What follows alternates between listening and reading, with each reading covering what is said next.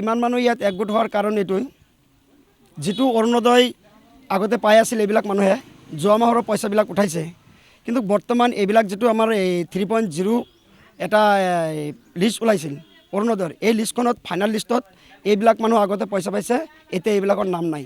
নতুনকৈ মানুহৰ নাম সোমাইছে, যিবিলাক ধনী মানুহ সিহঁতৰ নাম সোমাইছে, কিন্তু এইবিলাক দুখীয়া বেঙা বিকলাংগ বিধৱা এইবিলাক মানুহ যে ৰখি আছে, এইবিলাক পোৱা মানুহ আছিল, আগতে পোৱা আছিল, বৰ্তমানৰ এইবিলাকৰ এই ফাইনেল লিষ্টত নাম নাই। এতিয়া আমি শুনামতে শুনিছোঁ যিবিলাকৰ আমাৰ 52টা মানুহৰ নাম আছে, 52 মানুহৰ নাম আছে, এইবিলাক কাম ব্লকত চলি আছে, এইটো ফাইনেল লিষ্ট আৰু সেইটোৰ মতে কাম হ'ব আৰু সেইটো মতে পইচা পাব, কিন্তু আগত পোৱা মানুহবিলাকে এতিয়া আৰু পইচা নাপায়, সেইকাৰণে এইবিলাক মানুহ একলগ গোট হৈছে।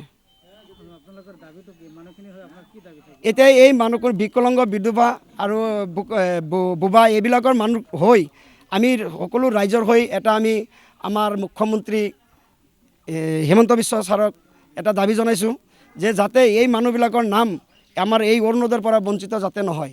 এইবিলাক মানুহে মাত্ৰ এই 1250 টকাৰ ওপৰতে ভিত্তি কৰি চলে, ইহঁতৰ এই 1250 টকাৰ বাহিৰত আৰু বিকল্প চলিবলৈ কোনো উপায় নাই। কিন্তু এইবিলাকৰ মানুহৰ যদি আজি এইবিলাক কাটি দিছে, কিন্তু ইয়াৰ এটা গ্ৰুপ বনাইছিল, আমাৰ বাগৰবাৰী যিটো গ্ৰুপ আছিল, এই গ্ৰুপৰ নাম আছিল হেদায়তুল্লাহ, জিয়াৰুল ইছলাম, তাৰপিছত জাকাৰিয়া, ইহঁতৰ নেতৃত্বত এইবিলাক মানুহৰ নাম কটা গৈছে। কিন্তু এইবিলাকৰ নেক্সটত যিবিলাক মানুহৰ নাম দিছে এইবিলাক চলিব পৰা মানুহ, গাড়ী আছে বাৰী আছে চব আছে, চলিব পাৰে, সেইবিলাকৰ মানুহৰ নাম সোমাই দিছে।